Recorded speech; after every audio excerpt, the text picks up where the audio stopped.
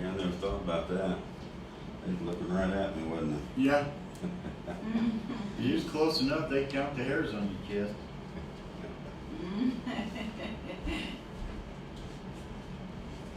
It's good to be back, and I couldn't find a stand for this mic yet. I went to the music store down here and they ordered me one.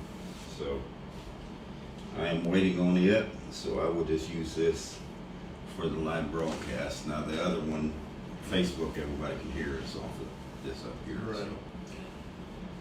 So it's good to be back this morning, and before I get started, I know I forget to say it. I hope you have some good holidays, and Merry Christmas, Happy New Year, all those things. And you gonna leave that shut? Oh, I could open it. I thought we had it shut for a reason. Oh, it was shut? Oh, okay. No, unless Patty shut it.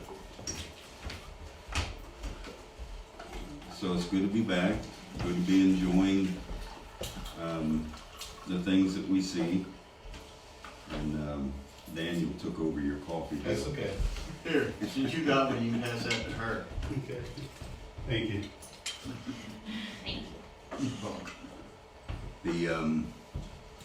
The live broadcast is running, and Facebook's running also. So I hope the live broadcast has got enough sound to it now. I've done a lot of things, worked on it, and our tech guy was very sick, so he couldn't make it down. And he said he would make it down this week, make sure and check all the sound and make sure it's working right. There we go. Somebody's trying to call. If you're on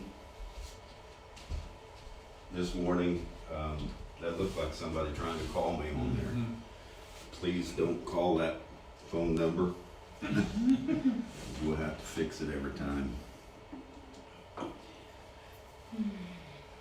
And if somebody's on the live broadcast, you can let us know how the sound is. I think it's okay. But okay, Merry Christmas to all you guys. Merry Christmas. And we've got to go down to a family deal later on. So Patty's been running around like a chicken with her head cut off, and I told her just rest today. So and not worry about us, and we'll all find something to eat or whatever. So we've been talking about identifiers in the message that we're in, or in the land that we're in. And I'd gone through, well, two sessions of quite a few identifiers, and there's some more here that we'll go through. And I had an operation on my toe, on my right foot, and it is really throbbing this morning. So for this morning, I know most of you expect me to speak most of the time, but either one of you two that have anything to say at the time, it'll certainly give me a break for just a second. So feel free to this morning. Okay. Did you hear me? Yes. I'll be heard you loud and clear. Okay. I'll bring this up real quick in case we need it. I don't think we will, but we might. And Yes, not enough sound on the live broadcast. uh, Not enough sound on the live broadcast. is that what I said? They're still dealing with that. Okay. If you know anybody that's over there on the live broadcast, whoever you are that reported that, just if you can get in touch with them, let them know that we're on Facebook. And the tech guy didn't make it in. I turned tons of stuff up. I thought it would work. But let me try one more thing real quick. When I brought it back up, I see it went down. So.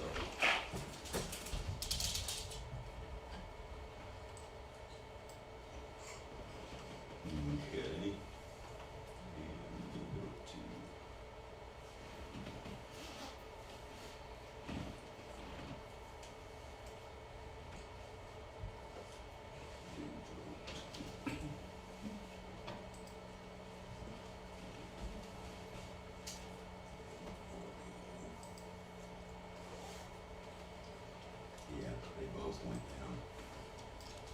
this may help.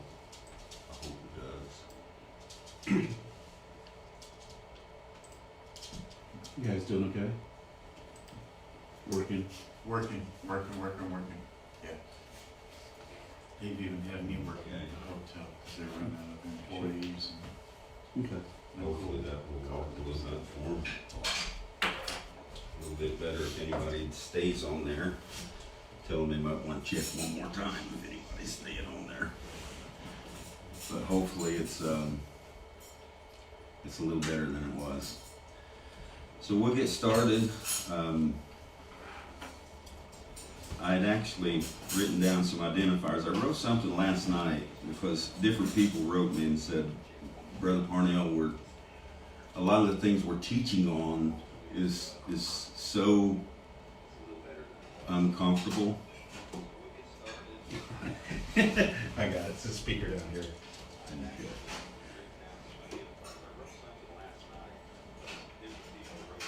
And they said, we see all these things, but we don't feel totally comfortable if we're sitting somewhere or talking to people, talking to other church people, message people, our families. We don't feel totally comfortable teaching it, even though it is a great blessing. And so I wrote this last night based on that. And I said, you can't be uncomfortable with ignorance. Because as spiritual scientists in humanity, we live at the very boundary of known and unknown continually. We're just there all the time. You need to get comfortable with not having all the answers, with thinking that maybe a few months down the road you may change some things. You have to just get comfortable with that whole thing. We exercise our ignorance with experience until it becomes understanding. So There's a real correlation between ignorance and amnesia. And once we get more into that, we'll talk more. But I guarantee you'll start to see that your ignorance and your amnesia are two approaches to the same condition that you're in, brought into this life. yes, that's good, and that's true. It's I was watching, I think it was Degrassi, and Neil deGrasse, I think is his name, and he was saying the biggest challenge in life for scientists and astrologers, different ones, is that you know just enough to believe that you're right, but you don't know enough to realize you're wrong.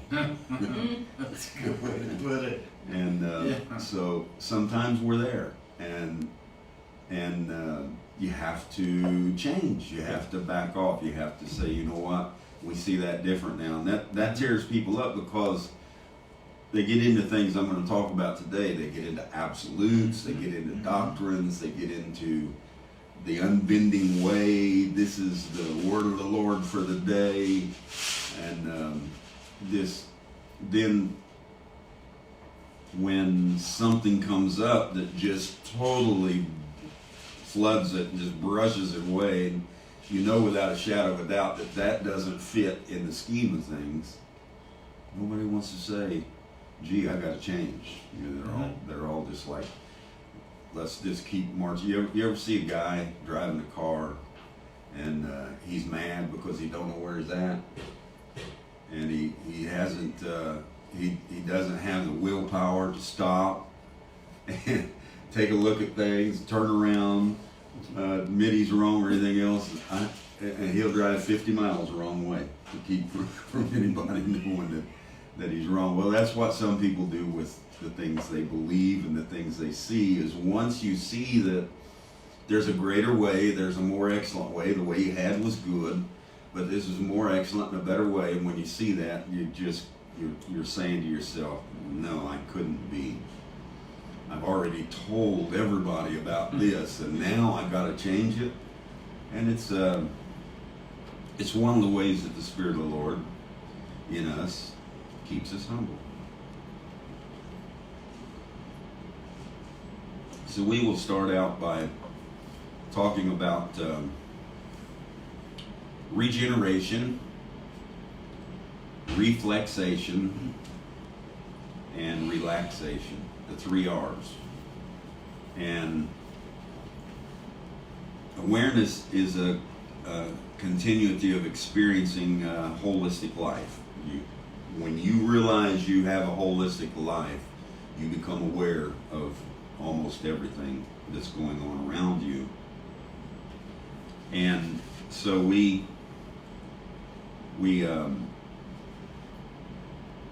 experiencing a holistic life, and something that we do is we set aside absolutes.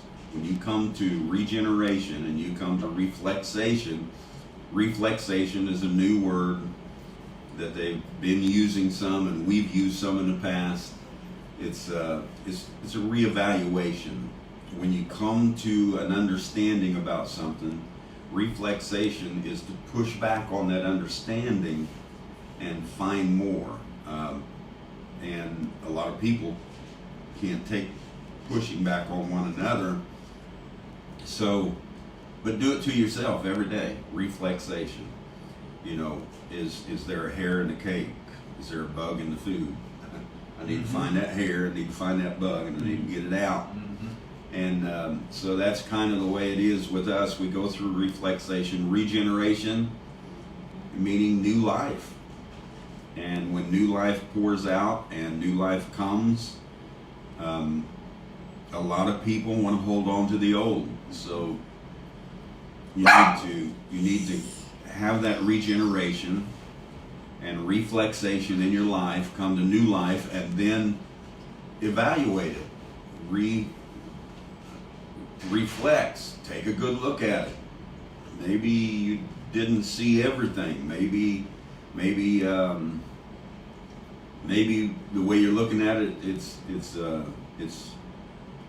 a round peg and you're trying to fit it in a square hole, whatever it might be. But do some reflexation, and then when you come to a point to where you see that it fits, you see it acclimates itself, it fits into everything you believe and everything you see, and it fits into the things that are going on in your day around you, then just relax. And don't worry about the uncomfortability around people. People never seen a lot of what you've seen before. So you're not stepping into a ground where that is the rejection or the avoidance or anything. It's nothing new. You've had that all your life. So when you step into these things, you come to regeneration, reflexation, then just relax and, give your views when it's appropriate. You don't have to, but when it's appropriate, you give those views and you don't worry about it. We continue in the process of awakening. We will learn many things by simplifying interpretation to oneness. Whenever things come up and you can't fit it in somewhere, you can't fit it into your personal life, and you know what you do? You go back to oneness. Just go back to oneness and say there's only one spirit. There is attributes in that spirit, and fit it back into oneness and say this is the Lord. This is, and slow but sure, things will begin to clear up. The focus will begin to clear up if you move it back into oneness. This is the best time for us to go forward and strengthen our love through the spirituality of science and humanity. Through the humanity of science and spirituality. And through the science of spirituality and humanity. So mixing all three of them up brings us to a greater understanding. So have that in your life and relax with it. And we talked about that throughout the year. Just relaxing. The seventh seal is a relaxing time. We're in that seventh seal. The seventh seal is just Christ. And we are the Christ. Relax in it and enjoy it. And even when it feels uncomfortable, just relax in it. and more and more and more will come as you use that new life and that reflexation of kind of tossing things around and reevaluating and putting things in the right place. It's like when you come out of darkness, you know, if you walk in a room that is totally pitch dark and you can't even see your hand in front of your face, and that room's full of furniture, you're going to run into a lot of things. You're gonna come to a point you're keeping your hands out, you're watching your shins on your legs, you're doing all kinds of things because you can't see and you know it's full of something. And so then somebody turns the light on. Well, you make a lot of readjustments in your mind. Oh, that's a couch. Oh, that's a chair. Oh, that's and you make all kinds of readjustments when the darkness begins to fade away. And that's what we do. Just relax in it and enjoy it. So we had those that we talked about through the year, and then after that we got into leadership and hierarchy. This year we have really looked at and worked on some things that remove the hierarchy from the process. And ever since 2014-15, when the Spirit began to deal with me to work to purge the hierarchy out of everything, and it was rough. There was a lot of people that were walking away and everything else, and something inside me, that spirit inside me, just said, just keep going, just keep pushing. Just keep bringing it. This doesn't belong in this new day. It doesn't belong. Love divine hierarchy doesn't work in this. If you try to come across with love divine and you hold on to the hierarchy and you hold on to all those things of positional levels and everything else, you're in trouble. You know, it's just not going to work in this day. If you're going to hold on to, you know, apostles, prophets, evangelists, teachers, and pastors, if you're going to hold on to God, and then Jesus Christ, and then the pastor, and then the husband, and then the wife, and then the children, and you set that up in your hierarchy, it's not going to work at home in this day. It's just not going to do it, and you're going to have trouble. So we started putting all those hierarchies of headship and ministries and all those things behind us, and we came over more to leadership. Leadership is not a hierarchy. Leadership, Sister Aubrey has certain things in her life that she's a leader of, and I'm going to follow her. And Brother Daniel has some things in his life that he's a leader of, and I'm going to follow him. And Alan has some, and different ones. You have some out there. I'm going to follow you in that. And then there's things in my life that I have that you're going to follow. And we're not looking at it as hierarchy. We're not looking at it as any of those things. We're looking at it as the body of the Lord, the collective body making its moves, and the Spirit will always use some part of the body to do that. When it comes to cleansing, my eye doesn't do much cleansing of anything, but my liver does. When it comes to going to the restroom, my nose doesn't do a whole lot of that. But my bowels do, and you can just go on and on and on. And there are every one of us that have a certain amount of leadership within us. Mm-hmm. And to lift one another up to a position that's higher than me, greater than me, I got to follow it. It's the only way the Lord speaks. You got to have a pastor. You got to have this. You got to have that. You're just pushing hierarchy.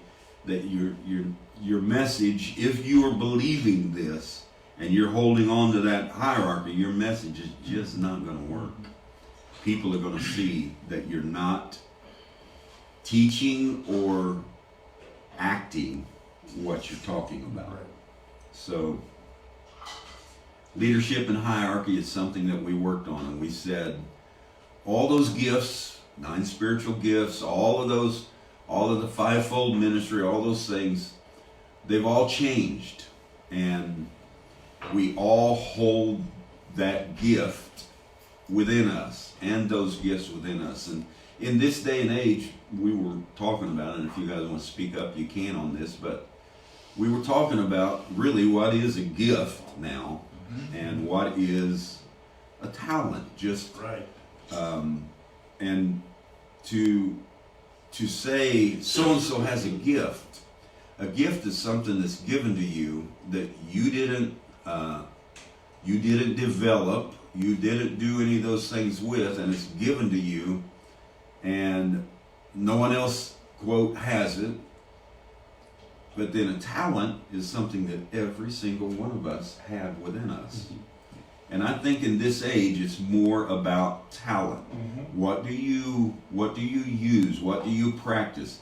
I don't go outside here and try to work and gain a talent from there. The talents come from on the inside, and every single one of us have them. I'm not trying to get into the Spirit enough to get a gift. All those days are done. The church ages are over. But we all have come out into this new world with talents that humanity has. Not a person, but humanity has it. And if we really believe what we're teaching, that the spirit of each one of us is projected into the body and is coming from the Spirit, the theophany, then we have to believe that every single one of us have certain talents within us that we're able to use and practice and help one another.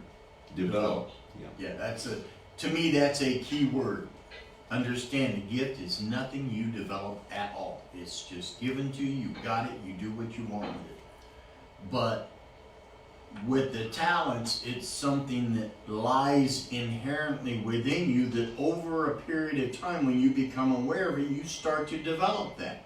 And if you stay with it and apply the right energy with it, it's just endless where you can take it. But remember, it's not, there again, there is a difference. One is a process that lasts your whole life that you develop, work something through. The other one is just given to you. There's a total difference between the two. And to me, that's the difference between the 9 spiritual gifts that you read about in the book of Corinthians and what we have now. Alan doesn't have to go off by himself, fast and seek God and beg and plead for some gift. Seek prophecy. You read that in Corinthians. Don't have to do that. You have talents. Be aware of those talents within you. They are way beyond any gift that you could ever get. And so we have these things. You read about those 9 spirits. You read about the fivefold ministry. Everybody's always looking for a pastor, an evangelist, an apostle, a prophet, a teacher. We need these in our life. Yeah, you do. You need them in your life. They're gifts that are within you now. Not even gifts, they are talents within you now. And you develop them and you use them. And as an apostle, that development that's in you, you learn how to bring new things to people and establish them in it. As a prophet, when you step into the gap and you hear from the word of the Lord that's laying within you, then you step out and you give the word of the Lord to whoever you are talking with, and all those things are still here, but they're inside you now. You're not looking for them out here standing behind a pulpit or some big meeting in a building somewhere. It's in you. It's not an exterior leadership that you try to use to better yourself. It's inside you, for you, to improve yourself with. That's the thing. I just want to point this out. It keeps coming back to me. I see a lot of people that always refer to this man as a prophet. And not so much as because of what he's saying, but I can see that they see themselves as a lot less. And him, don't do that. There's a difference in a prophet that has a leadership skill and the prophet that's inside you, that you are, that is for you to use. You're your own prophet. His leadership, where he goes with the message, that's different. So don't get the two confused. When it comes to leadership on those things, a lot of those things are already in you, and all you have to do is tap into them, and you use your own leadership to be your own prophet and take what you understand and progress with it and present it to other people. Yes. And that is the difference between the last stage and this one. Mm-hmm. I seen where somebody, I can't remember who it was, but they put out something about you have to, if you're going to receive seed, it has to be passed through the body. You have to hear somebody say it and have a personal, intimate relationship and gain from them. And that can happen that way. No doubt about it. I hear things that people say and I grab it real quick. I say, oh, that's good. And I would have never probably thought about it myself. But in this day and age, it's different, and we're going to look at that. Where does the seed come from? What is the seed, and how does it manifest in you? And do I get this seed from some outside source? Mm-hmm. There's some things in there that we'll look at in just a minute. But so leadership and hierarchy is something that we have changed up. Just pay attention to it. It's in you. There's nothing wrong with loving a brother or a sister, looking at leadership in them and letting them help you. Nothing, That's right. nothing bad about that at all. But understand this. If you don't have that leadership in you and you're not exercising it the way you should be, then you're going to have a conflict constantly in your heart with the way things are going. And gods are going to be removed from you, and people are going to be removed from you, and all kinds of things until you get this in here where it needs to be. That's right. So the next thought that we talked about some, because it's in the line of leadership and hierarchy, is we're no longer a church. And the reason I said that is very simply, the word church means separated ones, ones called out. And we are not separated anymore. We're acclimating ourselves to the earth. We went to Sunset Mountain.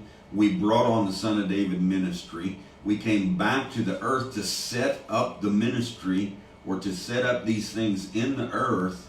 And we're not separating ourselves anymore. We are enjoined with the earth, and we're not called out, we're called in.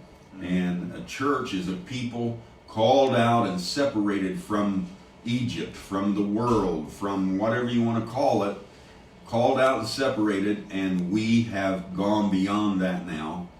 We're not a church any longer, which begs the whole concept in people's minds. Okay, Brother Parnell, what about fellowships in a geographical area?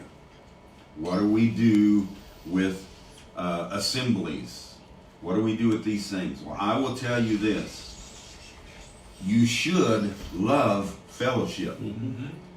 If you don't love to fellowship with people, one of two things is going on. You need to develop your introvert spirit to where you can fellowship with people, or you just aren't looking at it right. One of the two.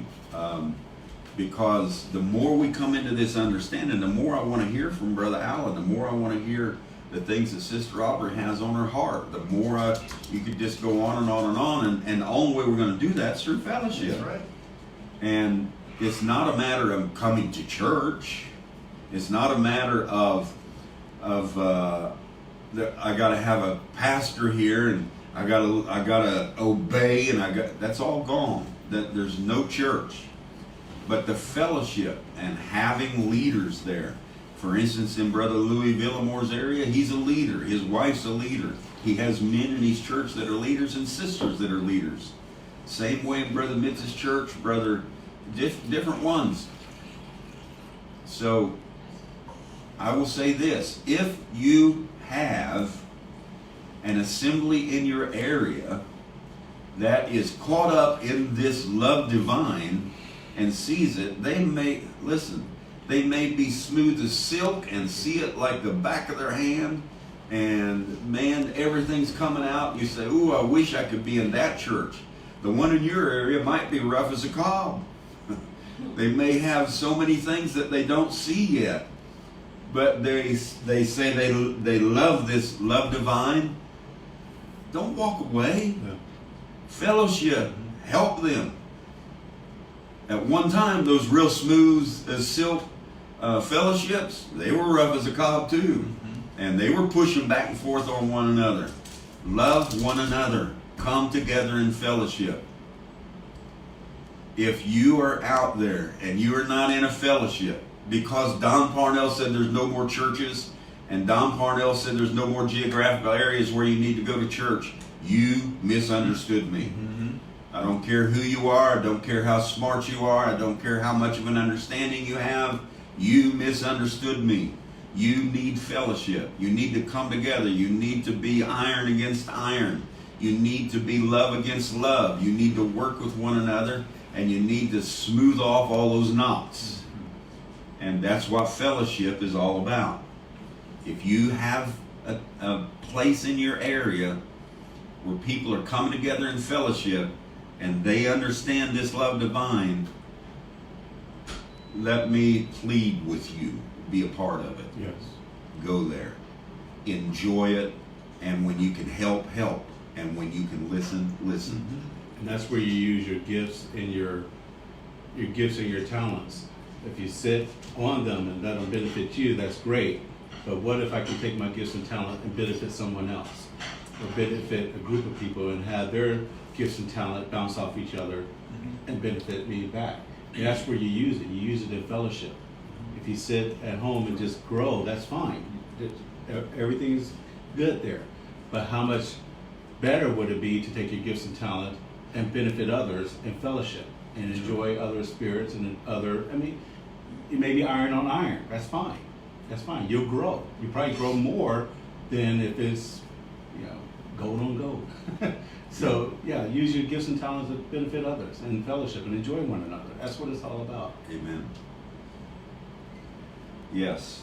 So, starting this new year, if you have thought that about my message, don't worry about it. Just change. Just change and say, you know what, I made some mistakes. I misunderstood. Feel free to go out there and say, I think he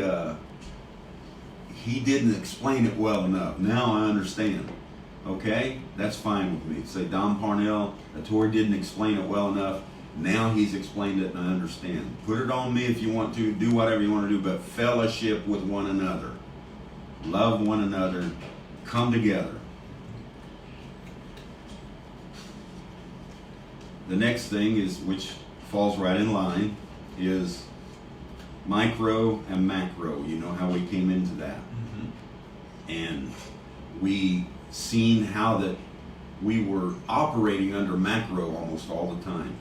A God out here, a Satan out here somewhere, a world we're separated from out here somewhere, and everything was out here, gifts out here that we were trying to seek after. Everything was outside of us, and we were trying to work everything in a macro way and trying to get it and get it into our lives and get God in our lives and get Satan out of our lives and get separated from the world and get these doctrines right, because if we got the doctrines right, we'll be the elite group. And we had all those things in our mind working off of macro. We had men, some ladies in the different places that were just, they could bring those doctrines out in such a way you were amazed. And then we come to find out that all that was doing was bringing separation, all kinds of separation, everything else. And we turned away from the macro. The spirit in me kept saying, turn inward. If you don't turn inward, you're never going to find what you want to find, and you're never going to be able to help the people find what they need. So I turned inward, and I took a look at micro, and I said, if there's a God, he's in me. If there's a spirit, it's in me. If there's a devil, it's in me. If there's a gift, it's in me. If there's a talent, it's in me. And I turned micro and went inside and found that oneness that I needed. And oneness just opens everything up for you. It opens your iniquity up for you so you can deal with it. It opens up your righteousness for you so you can enjoy it. It opens up everything in you. And so when we turn to micro, how does this apply? There is still a macro, there is still a universe, there is still all of these things. But we're not placing everything out there that's making it operate. We're placing everything in here that's making it operate, inside our being, inside us as a collective body. Everything is operating off of us. Nothing is out there that we have to get into us. If an apple tree, how does it start out? It's just a little seed that you plant into the ground.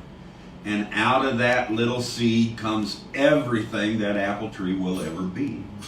And that's exactly the way you are. You're not going to find a seed out there somewhere and get it in you. You're not going to hear a seed out there somewhere and get it in you. The seed is in here. You may get watered from out there. You may get a blessing from out there, from somebody, but you're not going to get the seed in here. That seed is already in you, living in you, and you're not going to pull it down from somewhere and say, oh, now I'm seed. It's not going to happen. So micro is moving to the inside and making everything work from the inside out. And then we know that we are controlling, if you want to call it that, we are acclimating the earth and everything about us to one another. We are enjoining ourselves.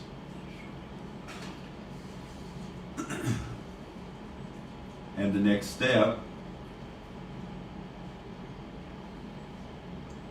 is entities and processes. And what is the difference? I wrote this on Facebook and got a lot of, some controversy came back, and some wrote me on private email and everything else.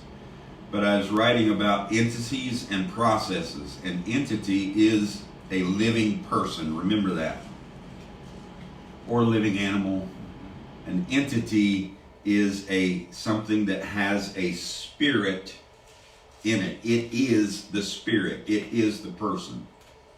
Processes are the things that the entity lives through by projection and progression. I live through this body. This body, I'm projecting myself into it, and I'm living through it. And I am progressing my spirit through this body. Through experiences, through everything that I'm doing, I'm learning and I'm progressing. And the entity is the Don Parnell or the Atori that is projecting himself into that body. I'm not in here. You know, what's in here is organs, and skin and bone. Right. That's all you're going to find in here. Cells that have come together to make up this body, and I am the person that brought those cells together, and I am the person that is projecting myself into that body, and manifesting who I am and what I am through this body right here. So that's the entity. The entity is the person projecting himself. The body and all these things that you're looking at is the process that you go through to gain your experience.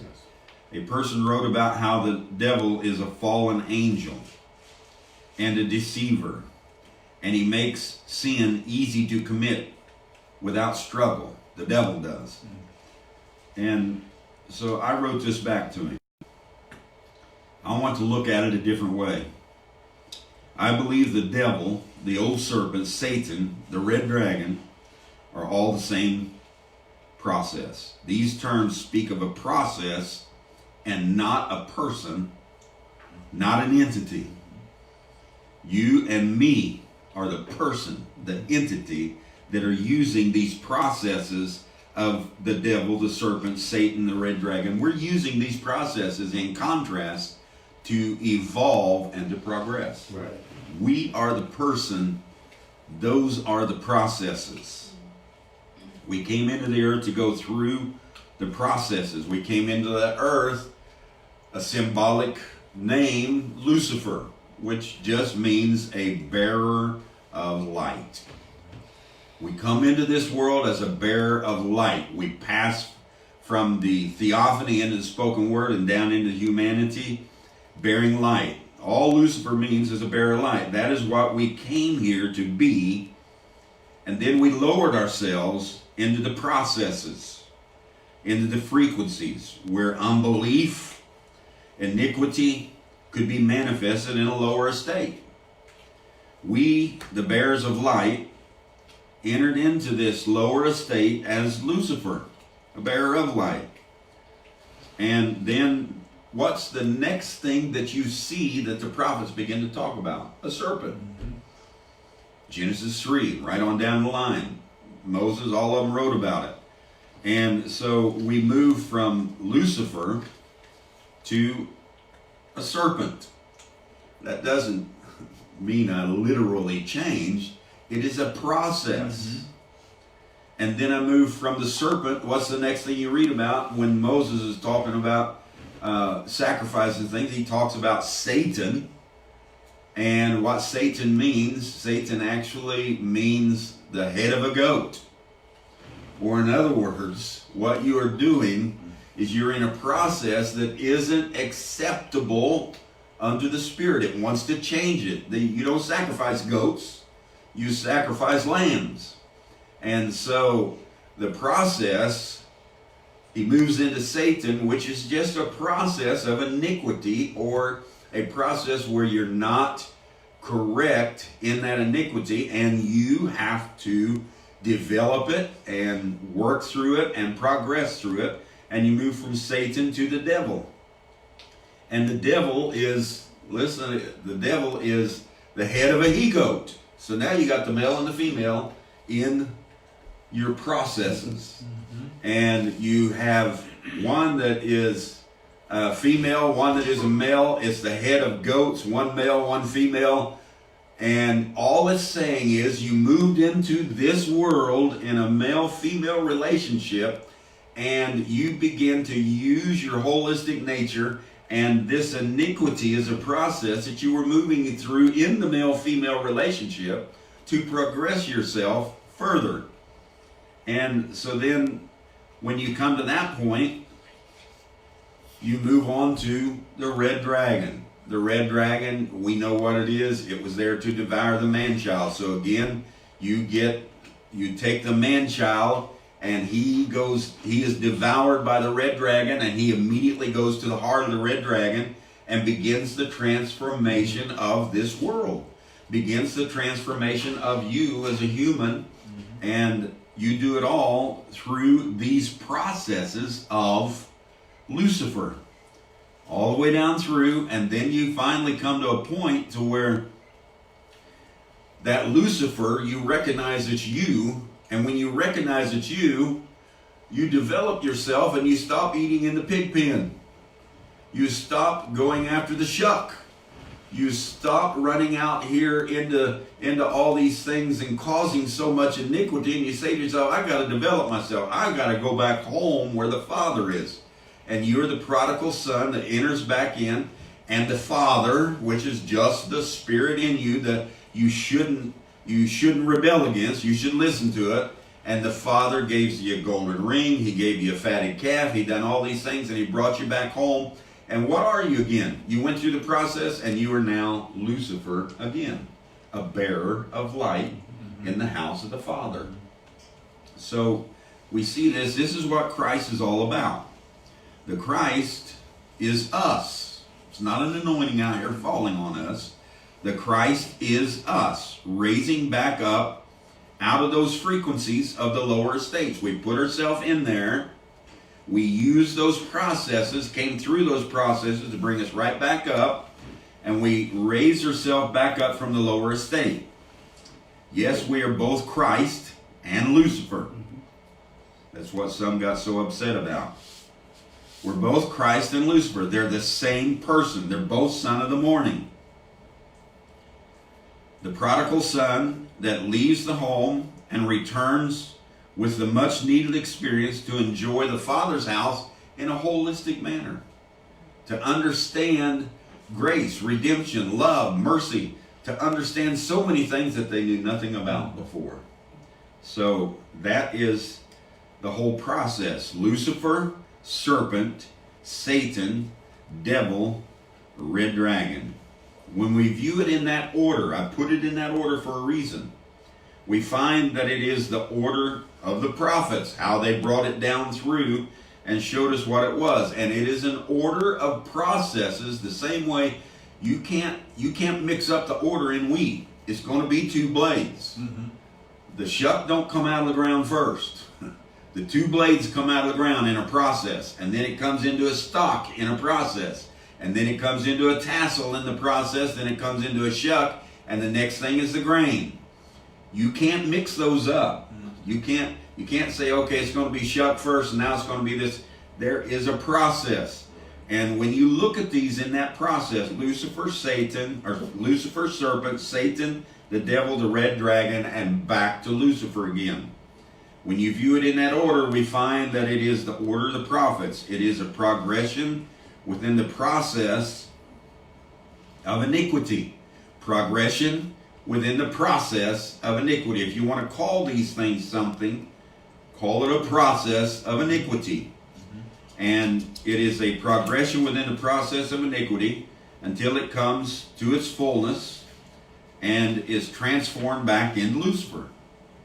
You come through your experiences, you transform and develop yourself back, or you raise yourself out of those frequencies into a higher estate, into a higher level of thinking, back to Lucifer with an understanding.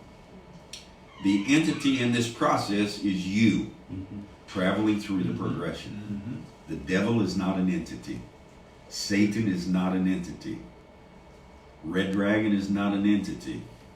They're not persons. They are processes that you are moving yourself through on a daily basis. Yes. You know, I was thinking, as you were going through that, I was thinking of Adam. You know, people say devil is a falling angel. Well, angel is the key word. The falling and the devil part is a process. Now you look at Adam. Adam is an angel. The angel is a messenger. What is his message? Is to bring the light, the understanding that he has into manifestation. That's right. Now how is he going to do that unless he put himself into a fallen condition so the processes will come through? In the end, he will be that messenger with an understanding that has been brought forth throughout everyone around him. So yeah, the angel fell, but the falling part was a process on purpose, contrast created to bring out the angel's message, which is a bearer of light, a bearer of understanding. Yes. That's what Adam did, and that's what he opened the door for each one of us to do that. Each one of us is an angel that has put ourselves into a fallen condition to bring forth our light, our understanding. A fallen condition, a lower estate, Contrast. Even in, I remember some time back I said, if we fall forward. Yeah. So it's a move forward. Yes. And it might be a move into a lower state, it might be a move into a different frequency, but we're falling forward because as we move forward into all those things, we gain more and more and more. It's true. And it's not just one fall. We constantly fall and we constantly get back up. That's right. Always. That's, Every day. That's the That's the identification with the different processes. Yes. Because the devil and Lucifer are really two different processes, and they're going on within you. That's right. All of this is going on simultaneously. Constant. It's constant. Each process is a circle, and all the circles are all circulate. None of it stops. It's all energy. So in understanding that, it's easy to look at the fact that it is a process, because otherwise that would make one God, and then there's a Lucifer, a Satan, a devil, a red. So now he's got all this anti-force against one. It's not even logical to think that way. When you look at it logically, you can understand they're processes. They're not people. Right. That's right. That's right. So we come to, because we have all these processes, what we did was we thought it was a person. We had this person living all the way back in the theophany civilization, blowing things up. And they had a big war, and he fell down. When he fell down, it looked like Terminator. He slapped the earth and got up and stood around and took a look at things. Mm-hmm. That's not it at all. Mm-mm. The devil, Lucifer, and that process all started in the Garden of Eden. Right there's where it was. Go to Ezekiel, I think it's the 38th chapter, 37, somewhere in there. 28th chapter, I believe. But anyway, it talks about Lucifer being in the garden and how that he took on a body. Mm-hmm. We know who that was. That was Adam. And the whole process from Adam till now has moved right down the line. And we are, like we said, constantly, the same way you roll through the 7 seals and the 7 trumpets and the 7 vials and the 7 thunders, and you roll through all those things and the 7 candles, those are all simultaneous in you working. The same way that you roll through that resurrection process, from resurrection to body change to rapture to wedding supper, tribulation to millennial reign, white throne judgment, new heaven, new earth. Those are processes. You roll through them continually. This iniquity is a process that you roll through continually, and is continuous in you, and you are learning from it every single day, from every single attribute. So we see this. Now, this brings us to where I can bring all those things into me. You can bring all those things into you. Mm-hmm. We have that understanding now. It's working out from us. So this brings spirituality and science and humanity all into one. We used to have people are spiritual out here. They're of God. People are scientific and worldly out here, and they are of the devil. And humanity is what we got to separate ourselves from. Mm-hmm. You know, we had all of that going on, and it's all out here, when that's just not true in this day and age. It might have been good for then, but now it's all inside us. Science, humanity, and spirituality combined give us a clear understanding. You know you didn't have a clear understanding before we begin to pull all these things together. You couldn't understand yourself. You couldn't understand why. You thought you were so good one day, and then you messed up, and you didn't even know if you had a new birth or not. You didn't know, I don't know if I have the Holy Ghost or not. I just said a cuss word. I just did this. I just did that. We were inside those processes, using them from out there, trying to get them in. Now we're bringing them out, and we bring spirituality, science, and humanity together. When you combine them all together, I understand myself. Mm-hmm. I do things I don't like. And I try to evolve past those things and then use those as tools for a better person of Don Parnell. I don't use them as tools on someone else. They got to go through the same process. And so we have this going on. Our frequency will continue to go up as we go inward and strengthen our relationships in love. Or all I'm saying is, consciously we move out of those lower estates and continue to move ourselves into higher estates, higher frequencies, smoother things, love divine, all these different things. We move ourselves up and we strengthen our relationships in love. This is the best time for us to fortify one another with our science, knowledge, spirituality, oneness, and humanity and compassion. This is the humanity has come to its greatest point, honestly, because we're moving into this with an understanding. Yes. Yes. They moved into a lot of things, and even today, I listen to them out on the internet. I listen to many, many, many people, and I put it like this: they go so far with it. You know, it's like you're putting a deck together, and you nail all the nails halfway, and they're all sticking up everywhere. And you say, "Man, why didn't they just nail that thing?" Mm-hmm. It's because they don't see it yet. They have a lot of good thoughts, but they haven't been able to pull it all together just yet. And what you are doing as a good carpenter is you're going around and whack, whack, whack, whack, and you're putting the nail head, you're clenching the nail. And I thank God. I thank the Holy Spirit. I thank what's in me, that He put people out there that could put that deck together, and all I had to do is clench it. That's a lot of work. Every one of them are doing what they need to do. So you don't get fussy about it. You don't get mad about it. You don't call them a bunch of ignorant people. You don't, you know, they're fools and they're this and that. They had a part to play for you to be able to nail this thing down. So Absolutes don't exist in the way we've been taught. These processes, they're not absolutes. that's right. Even your entity that you're projecting yourself through, because that's what this is, it's like a TV, it's not an absolute. The spirit within is the absolute. Everything else, including what you're seeing here, is just a process.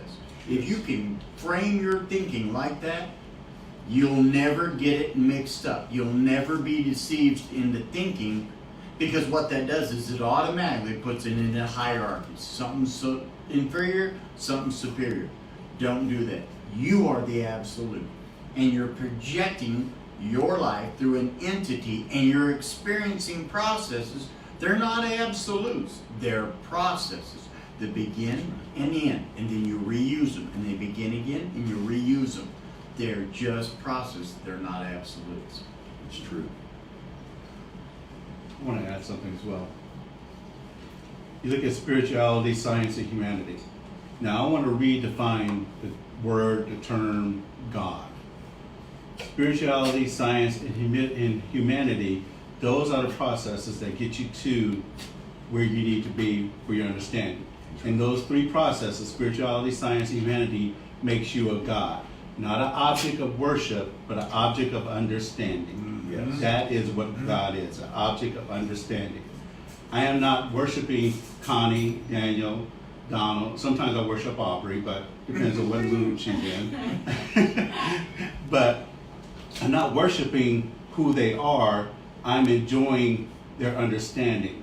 I'm enjoying their gifts, their talents. I'm enjoying their science, their humanity, their spirituality. And by enjoying that, it helps me to grow. It helps me to be a better God or better person, an object of understanding. Yes. And I like that. You're able to correctly identify Yes. what they are and their process. Yes. Yes. And you can say, wow, I really like that, but I don't worship them. No. I see where the process within them has made them something more through their own understanding. But I don't worship that because it's going on in me too. Right, yeah. If I'm going to worship it anywhere, I'm going to do it right here, not anywhere else. Amen. And that brings me to the next thing that we, as I went through this year, I went through everything, and that is absolutes and doctrines. Absolutes. I seen this was written by Brother Joe Gomez, and Kip took the notes, and I really love this. Absolutes are attitudes people have that our spirituality should only come from one book. We have certainly seen that. Attitudes that our spirituality should only come from one book, the Bible. One law or one system of belief. But we have moved past that mentality, knowing that just by being human, we are already spiritual. When we moved into the human body, we moved into carnality to gain knowledge and become spiritual. Just by being human, we're spiritual and becoming more spiritual. And we moved past the concept that we can get everything we need from one book, one law, one system, and from one religion, so to speak. I found many good things from Dalai Lama, from Buddha, I could go on and on and on. I found many good things. Now, for me, I personally look at Jesus Christ as my Redeemer. Some of them, they looked at him as a prophet. That's between them and who he is. But for me, he was my Redeemer. But that doesn't mean that I can't get many, many, many good things from him. Every day, I read, I look, I pay attention, and I realize that I can get great things in other areas except one book. When we know this, we are already spiritual.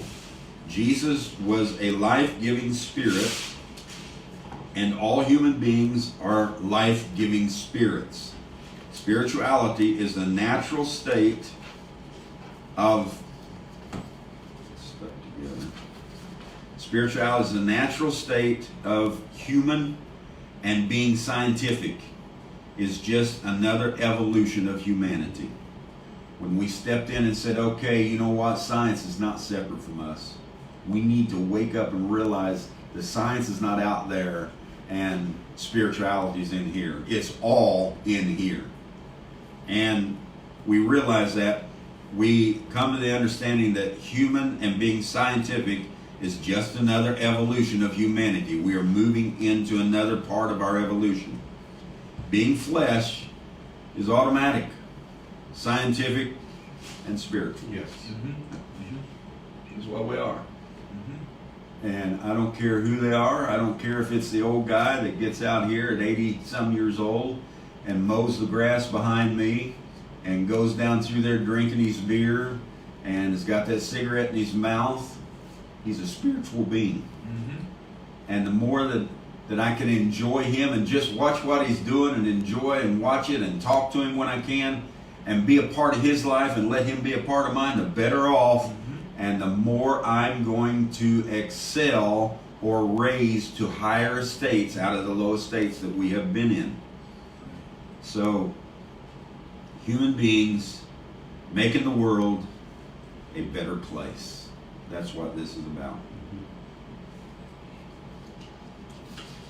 You know, what is the difference of that old man that's out here mowing the lawn, the Tibetan monk that's sitting up in a cave in a mountain somewhere meditating, or the Oriental Chinese Buddha, I'm not sure, I don't know what they're called, monks, that's ringing a bell and meditating and praying. I mean, they're all human beings. None of them are lost. None of them. They will always be eternal. Their process is different. That's right. His process of relaxing is cutting mowing the lawn out here. That Tibetan monk's process is meditating in the cave. The Buddhist, Their process is ringing a bell and meditating on that bell. It's still a process. That don't mean because they're not sitting here in this room with us, they are lost. Absolutely not. That's right. Right. That's right. And when you understand that, you're able to, if you study them, or if you watch a video of them, or if you meet any of them, all of that process that they've been through, you're able to grab parts of it. Mm-hmm. You're able to say, oh my, I can use this. Oh, I see that. This will make me better. That's a great tool. And you're able to pull from them and enjoy them rather than saying, I'm blessed, I'm elite, I'm way beyond them. They need, what they really need to do is shut up and listen. Right. No, not at all. They had a process just like you and I did. And we chose to follow the process of Jesus. That's Where right. they chose to follow the process of Buddha or Dalai Lama or Confucian or whoever, Yeah, or Muhammad. That's the process they chose to follow. that's right. We chose to follow the process of Jesus and let that manifest through us. Amen. None of us are lost. None of us. And all processes carry within themselves a nature. Mm-hmm. So you can't look at the process of, say, Lucifer or the devil and say, well, I'm not in that process. I'm in a different process. So that puts you in a hierarchy in your mind. Oh, my process is better than that. You have just created a hierarchy. That's right. Every process has a nature. When you see somebody caught up in that process, expressing that nature, they're doing that to gain experience. Leave them alone. If you've been through it, back off and say they still have to go through it. I understand that. If you haven't approached it, don't judge it. So, well, thank God I'm not them. No, because you still have to go through that. And every time you step into one of those processes, you cannot get away from that nature. That's right. You're not going to go into the process of being the devil and act like Jesus Christ. It's not going to happen. You have to acclimate yourself to the nature of that process to get out of it what you're supposed to. So don't be afraid of it. Don't be afraid of Lucifer. It's a process that you have to embrace to get what you need out of it. Yes. And then when you're done, then you can just gently put it aside and leave it alone, and you're through with it, and you don't judge other people. That's right. That's right. And that brings us to life in a single and in a collective manner. Mm-hmm. What is life? I like this. Being human, we don't need to be religious. We're spiritual already. We don't need to conjure up some religion and say, this is it. Mm-hmm. We just don't need to. It's not necessary to try to be something that we already are and make a system of belief out of it and then exclude people. We are scientific. We are spiritual, embodied in a natural form. Our natural world is all spirit and knowledge. We are learning how to process the things we have discovered to make life better and meaningful for everyone. Our character and attributes are developed scientifically, and this is our spirituality. We are developing now by bringing spirituality and science together, placing it into us, which is humanity, and letting it flow out. Jesus continued to evolve after the resurrection. He continued in the disciples. Yeah, he got in them. And he continued in the church ages. It's not a different Jesus. It's the same God. He continued in the church ages, then in the Testaments, and now in us. Jesus is the pillar of fire. And this is another chapter of Christ right now. What's going on? We do not fly over somewhere to live as Christ, somewhere else, but we live right here, beyond the curtain of time, beyond the curtain of ages, thriving as human beings and making this world a better place and acclimating ourselves to the earth and bringing the earth to us and enjoining ourselves together. That's what this is about.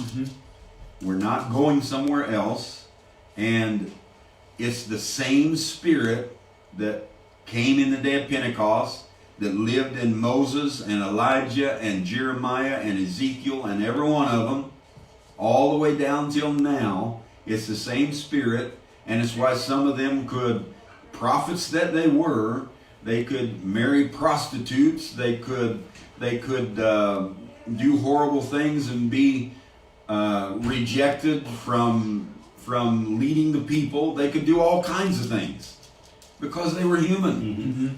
And it's processes that we go through.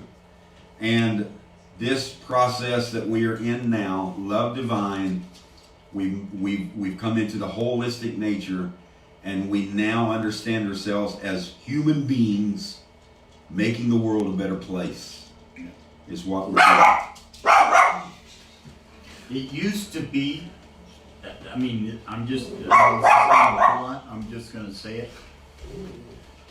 I believe at one time, there was time back, and at one time, our science and our spirituality, our concepts of them were the same.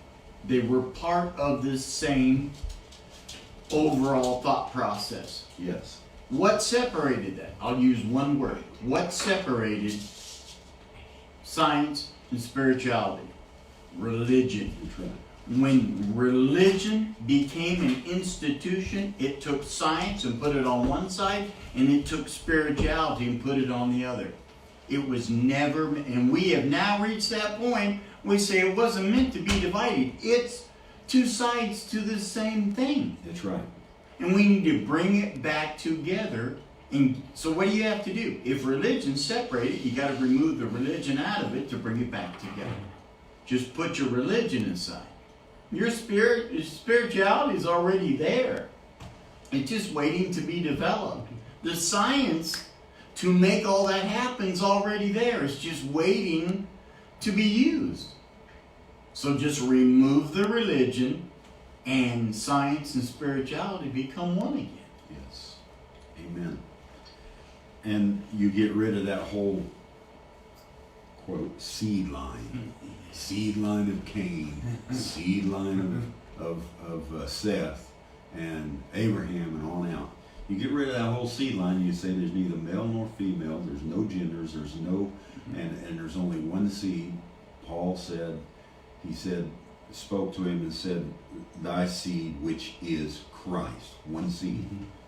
So we have that now. So I want to move. It seems like it's always a segue right into the next one. But the mind and the heart. We talked about that some time back. And I'll read this first because I know this is a little bit of a controversy based on the way things have been taught to us in the past. The mind is the male. I know you have heard that the mind is the female or the womb. And I know that's what the prophet said. Let's look at it this way. The mind being a male creates the seed within. Mm-hmm. I create the seed within me. My body and my function as a male creates the seed, the sperm, whatever you want to call it. I don't have to go out here and say, okay, now I'm going to find a seed somewhere and put it in me. It creates itself. The mind is the male. Let's look at it this way. The mind being male creates the seed within. The seeds, the thoughts are created within. And where are they sent to? The heart. Mm-hmm. And the seeds, thoughts are created within and are sent to the heart for manifestation. The heart is the female. Mm-hmm. If I have seed within me, how am I going to make it manifest? I'm going to get up with my wife in intimacy and give her the seed, and she receives it, and then there's an incubation period, and it begins to manifest itself. Mm-hmm. The heart is the female, the receiver of the seed. As male seed approaches by the thousands, which is the same way if you're having a relationship, and the male releases thousands and thousands of that seed, that sperm is striking that womb, trying to move into it. And the heart is the female, the receiver of the seed. As the male seed approaches by the thousands, the heart turns some away and it accepts others. Once the seed is accepted within the heart, it is birthed into the body. It is a process all within you, not outside sources. When you look at it this way, if you look at it any other way, you're trying to get a source from out there somewhere into you. That's not what it's about. No. We have everything in us. We produce the seed within us, and we have the female nature within us, the heart, and that female nature takes in the seed that it wants to manifest for its day and its age, and it brings it out and it begins to manifest that seed into the earth. Before we said the mind is the womb, and everything out here, the devil and God and everybody else is passing seed through the womb. And then the womb, it either throws it out or it produces life. Well, that is not oneness. I'm sorry. Oneness is when you can bring everything inside you. Seed is created in the mind. Seed are just thoughts. That's what it is. It's created in the mind. You create thoughts all the time about how you're going to live, how you're going to walk, how you're going to work, how you're going to be. What do you believe? What are your belief systems? What are the things that you see that you can help people with? Evaluation, reflexation, on and on and on. That all goes on in the mind to create viable seeds. Comes into the woman, into the heart. And the woman brings forth life into the earth. That's what this whole earth has been about. For 6,000 years is the woman bringing life into the earth. The male has the seed to life in him, but the woman brings the life into the earth. And that's what this is all about. The heart brings it. So don't think that you're going to receive a seed from somewhere else and manifest it in the body. If I manifest hate in here, it's because I created it right here. Yeah. And I passed that seed into my heart.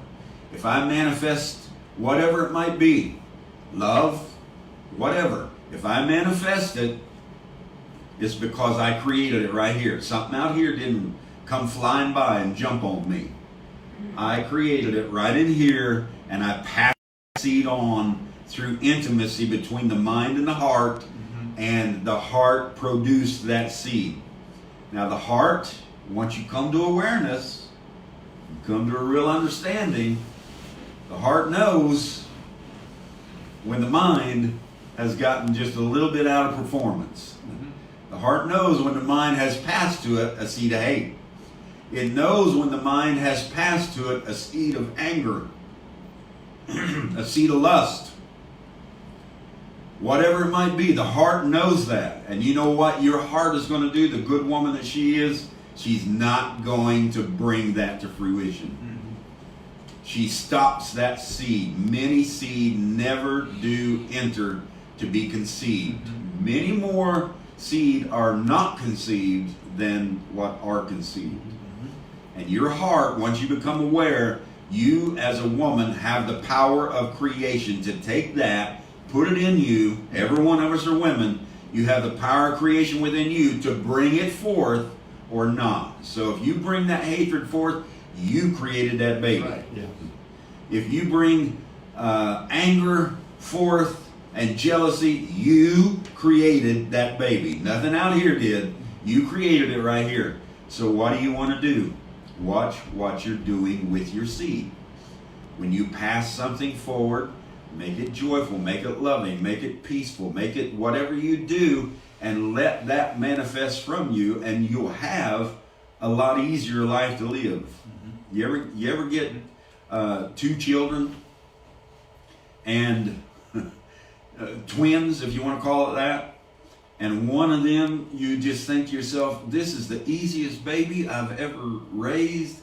they're so sweet, they're so pure, they're so this, they're so that, and the other one is meaner than a snake. You produced both of those babies. They came right out of you. And it's the same way in your spiritual experience. You produced both of those babies. Whatever comes out of you started right here in seed form, moved to the heart, manifested, came to fruition in the woman, and produced itself in your natural life. So don't put anything outside of you. Bring it inside. The mind and the heart become one, and the fruition comes forth. And when it does that, make sure, husband, mind, pass the right seed along. Wife, pay attention to the seed that's coming. And if you need to, brush it away. That all goes on inside you. That all goes on right inside you. It's a relationship. What he's describing to you is a relationship within yourself. Yes. Your male thoughts and your female feelings finding common ground and saying this thought matches with this feeling, putting it together and developing something. Yes. That's what he's talking about. That's right. And before, I'll use Brother Branham's message. Spoken word is original seed. Brother Branham said, you have to, this has to be passed on to you through the body. In other words, I have to receive from an apostle, a prophet, evangelist, a teacher, a pastor, or from Alan or somebody. I have to receive a seed and then let it manifest. No. I can receive thoughts from them. I can receive water from them. Yes. I can receive all of the good things that a seed needs, but the seed is in me. And when I listen and I fellowship from them, I get many things of water, and I say, yes, yes, this is good, this is good. And the seed keeps growing in you and manifesting itself more and more. But I don't get a seed from Aubrey. I don't get a seed from Connie or Daniel or Alan. The seed is in me. And I will produce that seed based on what I send to my heart. And whether or not I'm aware in the relationship of what's going on, I will brush some Cains away. I will brush away some Balaams. I will push aside some of these things, and I will bring forth a better child. Yes. I will bring forth children that are loving. And one can't be without the other. You can't have thoughts without feelings. You can't have feelings without thoughts. That's right. Like I said, it all comes back to a relationship. We designed ourselves in such a way to continually be in a relationship. That's right. That's what it's all about. That's what this whole world is about. It's what the whole thing's, it's about relationship. Yes. Our thoughts and our feelings, finding common ground and developing experiences to gain understanding and progress through life. It's all about relationship. Yes. And when you understand that, bring all things to one. This earth, if you remember, it has a symbolical number to it. Man has a symbolical number to it, and that's the number 6. Tesla said, if you can understand the numbers 3, 6, and 9, you will understand the universe. And we have come through 3, which was the perfections of the Testaments. We have come through, we've moved into 6, and that is understanding the wisdom of man. We are here now beginning to understand the wisdom of man. Listen to what John wrote in Revelation 13. Here is wisdom. Pay attention to that. Here is wisdom. Let him that has understanding count the number of the beast. What beast would he be talking about? Some animal out here running around counts the number on a cow? It's symbolic. And count the number on the beast. And the beast is that body that you're projecting yourself through, that the mind and the heart is working together in relationship. That's the beast. And as it works together in relationship, pay close attention, pay attention and have wisdom about it. The beast and what it is, for it is the number of a man. And his number is 666 or 666 or 666. Everybody's scared to death of that number.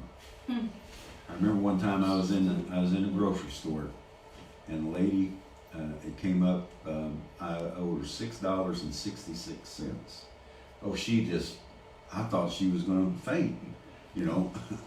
And I said, well, so that you don't have any bad luck today, I'll give you $6.67. And I handed it to her, and she was just like, oh my God, 666. At one point, you could look at 666 and you yourself, that's an Antichrist number. But not in this day. 666 is the number of a man. In every person of humanity are 6 electrons, 6 protons, and 6 neutrons. And that makes up the body. That's right. 6 electrons, 6 protons, 6 neutrons. The number is 666. There it sits.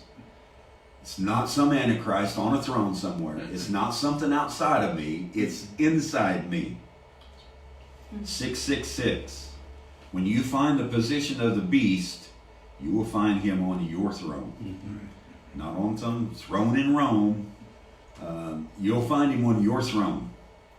Those who have understanding, that's what John said, have turned inward and have taken the throne, recasting the nature of this beast, making it some. The man-child entered the red dragon. This is the time period we're in, and he's taken the throne, and he is the 666, setting on the protons, neutrons, and electrons, and ruling the world with a rod of iron, sitting right inside of you. The man-child, 666, has taken the throne of the red dragon in this age and is changing all things in the kingdoms of this world into the kingdoms of Christ. Now, I'm not changing Trump. I don't have the ability to make Trump do something different. My influences will make the world flow that way, and yours will too. But what world has become the kingdom of our Lord in me? It's this. It's this guy right here. I used to live after man. I used to live after the things of the world. I used to do this and I used to do that.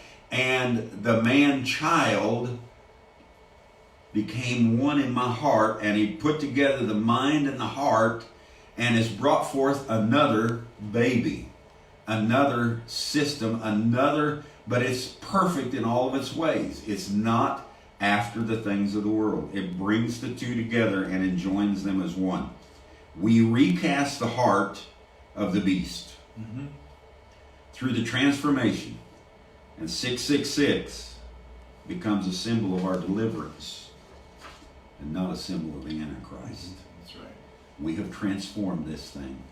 We are those that are full of wisdom and understanding that know the number of man.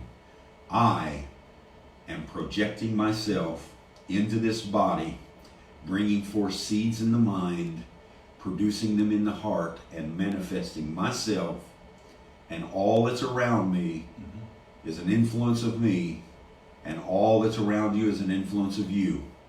And it's the greatest day that we've ever set in to understand these things, to take it beyond astrology, to take it beyond the zodiac, to take it beyond the earth and the way it was, to take it beyond any testaments, to take it beyond all of these things, and to place us right smack in the middle of love divine, bringing everything to oneness and making us a perfect number, 666.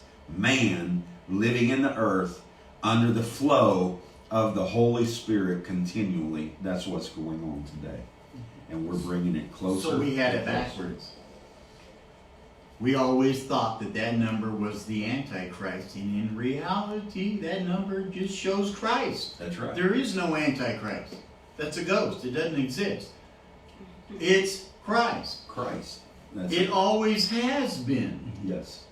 And we were deceived into We were thinking something deceived. else. Now, I've always been comfortable with it. My name's Daniel Garner Brooks. If you look at it, there's 6 letters in all 3 of those names.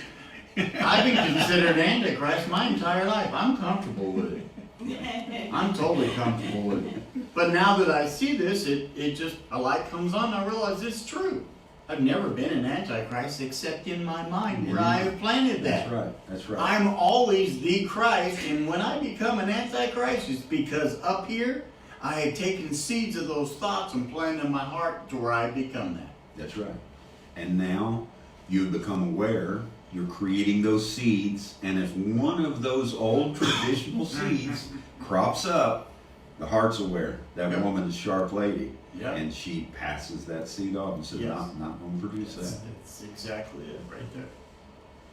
So that's where we're at. We have, I have maybe one more where we'll talk about identifiers.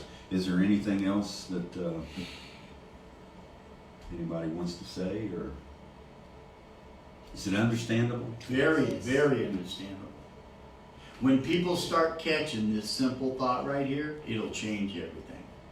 Once you realize everything is happening inside you, it's not out there. Sure, you're influenced by what you see out there, but everything is designed and set up by you That's to right. happen within you for you. That's right.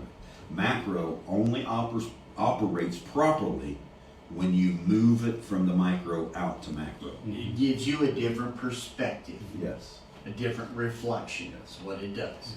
If you don't do that, you've got all this macro universe and you're trying to take it all in. It just never will work. No. It's not compatible. You become a man of wisdom, ladies of wisdom and understanding that all of this is a projection of me. And it's all coming from right in here. Amen. It's good. Anything else? Merry Christmas to all who may dwell here.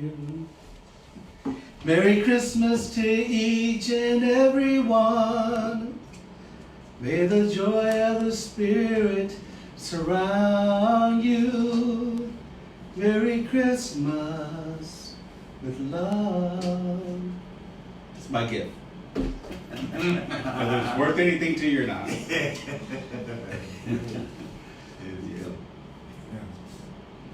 You got us in trouble. You know, there's so many out here that just say Christmas is of the devil. Oh my. I hear it all the time. I get it. I see it. Different ones will write to me or on Facebook. And I'll say, you still participate in that? Yep. I love it. That's what I tell them. I just love it. I love it. I have a devil all the time. Happy Hanukkah, yeah. Yeah. Yeah. Yeah. Yeah. All the terms come out to the same. It's enjoyable. Yeah. And it is a process. Yep. I could call it Lucifer, I could call it the Red Dragon, I could call it a lot of things, but it's a process that I am enjoying, and I could call it Christ. And I get all the Christ that I can out of it. And I don't celebrate his birthday on Christmas Day, I celebrate his birthday every day. Every morning when I wake up, the first thing on my heart is a song about Christ, about Jesus, about everything that has happened for me, and I enjoy it. I enjoy it so much, and I don't care. Someone said, "You got a Christmas tree in your house." If I had a big enough house to have a dozen Christmas trees, I'd have them. They're so beautiful. They are You- beautiful. You just sit there in the evenings and you look at it and you think to yourself, "What a blessing the Lord has done for me." That He has moved out of me. He's produced all these things around me. It's a great time. It's a symbol of how we should be every day of the year. Yes. We take this one time frame in December, this one day, and celebrate this one day, and actually it's a symbol of how we should always be. It's a symbol of love, of giving, of understanding, Yes. being appreciative, That's the way we should be every day. We should have a Christmas tree up every day, all year long.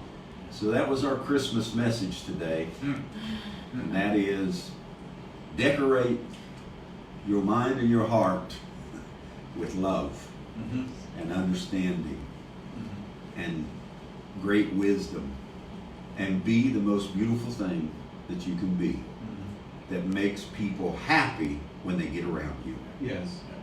That's what this is. This is your Christmas tree. Take all the decorations of your thoughts in your heart and put on it what you want.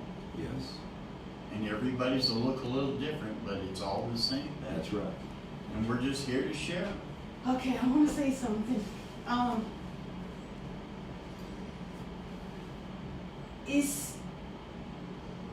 It's beautiful to help others, because it's always nice to, if you're working somewhere, it's always nice to live in good terms.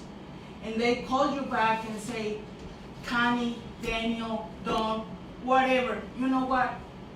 We need your help. Please come back. Yes. And when the manager and the hotel called me and said, you want to come back and help us? I'm like, wow, yeah, I want to come back, because I feel like I'm a blessing to them, and they are a blessing to me, because I'm helping other people to do what I'm doing. Amen. And it's just beautiful. Your heart, I mean my heart, jump when they call me. And talking about Christmas is like, you know what? I'm a Christmas for them, because I'm helping, and they're helping me. Yes. Amen. Anything else? There's a value in connecting with people through this, through devices. There's a great value in it. It opens up to where the whole world's at your door. But nothing matches personalized connection. That's right. All of this does not connect to that at all. I can talk and have talked to people, great conversations for years, but I know it's not the same thing as having a direct, personal, present connection with them. That's different. And that's kind of what she's pointing to. She can go on here and connect with a lot of people, but when she walks into that hotel and looks people in the eye and walks up and touches them, that's a whole different kind of connection. And that's what she's alluding to, is that connection, and being happy to have that kind of connection with people. Yes, that's it. Amen. What time is it? 11:40. Okay, everyone out there, have a Merry Christmas. Yes. Have a Happy New Year. Enjoy your holidays. Don't worry about what you get from other people. Or don't Just- get. Or don't get. Yeah. Just enjoy it. You know, my wife put it out on Facebook, and it had the little pup bars, Remy, with Santa Claus. And there was 2 or 3 pictures. We were in the pet store, and Santa Claus was there, and we'd had her at training.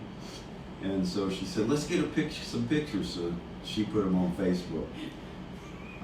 If I had the time to show you my emails, I can't believe that you and your wife do this and do that. And I just delete them. I don't even answer them. It's just so silly to me. What's wrong with enjoying life? Exactly. Right. Exactly. And you say, oh, it's a Babylonian this, a Babylon. Well, it might be to you. If that's what it is to you, you stay out of it. But for me, I'm enjoying it. And while we're closing out, I know he's said something and other people have. Let's keep Daryl Mail Yes. in your thoughts and in your meditations of your heart. He's going through a lot, as well as his family is. He's going through a lot, and I know in my heart he's going to be all right, but he has a long, slow road of recovery. He's going to be Yes. going through a lot dating. Yes. So while we're sitting around here fellowshipping, enjoying food and drink and holidays, this man's laying up in a hospital in a lot of pain, separated from Yes. that type of atmosphere and from his family. So let's really keep Daryl in our hearts. Yes. This is not going to be a great Christmas for him. It's going to be really trying for him, and we It's want true. to send as much energy to him as you can. Yes. He, for those that maybe hadn't heard, he had a wreck. A guy pulled out in front of him. He hit him broadside, destroyed his truck, gave him orbital fractures all around the right eye, 6 broken ribs, internal bleeding, gas pockets on the spinal cord, which means almost ruptured several discs. You know, just so many things that he is in terrible pain about. He was internally bleeding, so they had to cut him from right here all the way to the crotch, the heart to the crotch. Cut him wide open to go in and get all that bleeding stopped. So he's just in major, major pain. He's stable. Stay in prayer for him. Mm-hmm. Thank you for all you that are, Yes. and for his family too. Patty and I have been keeping his 2 sons while his wife's staying there with him. So, And take the time to wish him a Merry Christmas. He would appreciate seeing a lot of people saying, "Hey, dear, I know you're going through it, but I just want to tell you Merry Christmas." I think that would mean a lot to him That's to right. hear from you. Yes. Yes. So love, bless. Have a good Christmas, and let's all stand and we'll.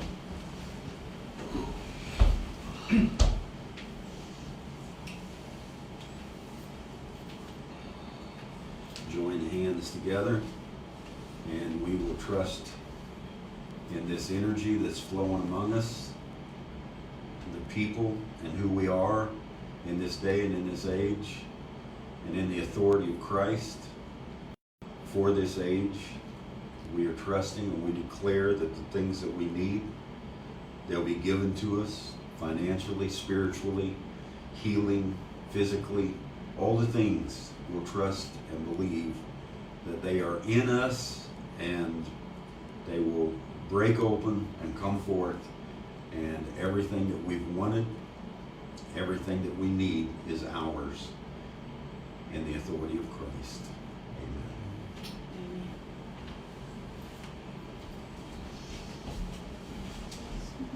Sing the song, brother. Merry Christmas to all who may dwell here. Merry Christmas to each and every one. May a joyful spirit surround you. Merry Christmas with love.